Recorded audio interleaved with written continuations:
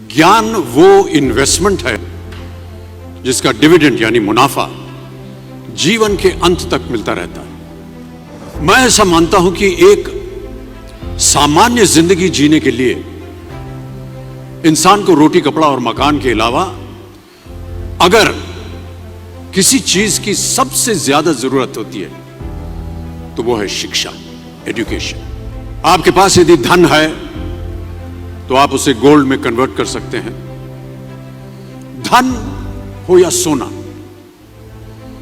दोनों के कम होने का या खो जाने का डर हो सकता है, पर यही धन को अगर हम नॉलेज में कन्वर्ट करते हैं तो वो कभी कम नहीं होगा और ना ही उसकी चोरी हो सकती है। देखिए, जीवन में मुझे बहुत सी बातों ने प्रभावित किया है। मेरे ये अनुभव सुनने में शायद साधारण लगे, पर इनमें छिपा सार असाधारण है, अनमोल है। यदि मैं आपसे पूछूं कि सबसे शक्तिशाली व्यक्ति कौन है, सबसे शक्तिशाली व्यक्ति कौन है, तो कोई कहेगा कि जिसके पास पावर है, वेपन्स हैं, शस्त्र है, धन है, किसी देश का राजा या किसी सल्तनत का वारिस है। मेरा ऐसा मानना है कि वेपन्स, मनी किसी को पावरफुल नहीं बनाते, या अगर बनाते भी हैं तो कुछ समय के लिए ही बना पाते हैं। दौलत आज होगी, कल नहीं। शस्त्र का ज्ञान तभी तक काम आएगा जब तक वो शस्त्र चल सकता है। Once it is used it becomes obsolete. पर शास्त्र का ज्ञान कभी नहीं रुकता। Knowledge can never be obsolete. शास्त्र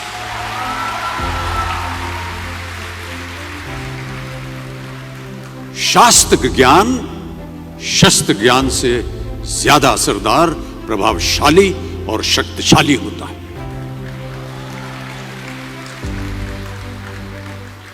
अब देखिए, एक राजा ने कितने राज्यों पर विजय प्राप्त की, कौन कौन से शस्त्रों का इस्तेमाल किया, कितने सैनिक थे, यह शायद आपको याद न हो,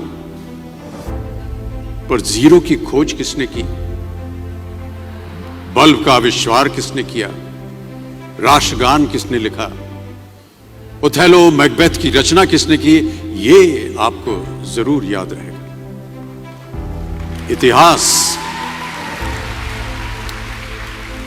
इतिहास गवाह है कि एक राजा अपनी शक्ति के बल पर केवल वहीं तक पूजा जाता है जहां तक उसका साम्राज्य फैला होता है। वो केवल अपनी प्रजा का प्रिय होता है, पर अपने ज्ञान की कीर्ति फैलाने वाले Albert Einstein, William Shakespeare, Rabindranath Tagore सिर्फ अपनी जन्मभूमि में ही नहीं बल्कि पूरे विश्व में पूजे जाते हैं। संपूर्ण मानव जाति के लिए वो प्रेरणा स्रोत बनते हैं। ज्ञान का धनी व्यक्ति हमेशा ही सम्मान और आदर योग्य होता है, क्योंकि ज्ञान वो कवच है, वो शील्ड है जो आपके जीवन में आने वाली कठिनाइयों से आपकी रक्षा करेगा। फिर किसी भी शस्त्र की आपको आवश्यकता नहीं होगी। दो चीजें इंसान यदि अपने जीवन में एक बार सीख लेता है तो वो उसे कभी भूलता नहीं। एक है तैरना, स्विमिंग, दूसरा है साइकिल चलाना। सालों बाद भी अगर आप इन क्रियाओं को करेंगे तो कभी भी इस बात की चिंता नहीं होगी कि आपको स्विमिंग करना या साइकिल चलाना याद है कि नहीं। You will confidently do it. काश कि हम पढ़ाई भी इसी नजरिए के साथ करें,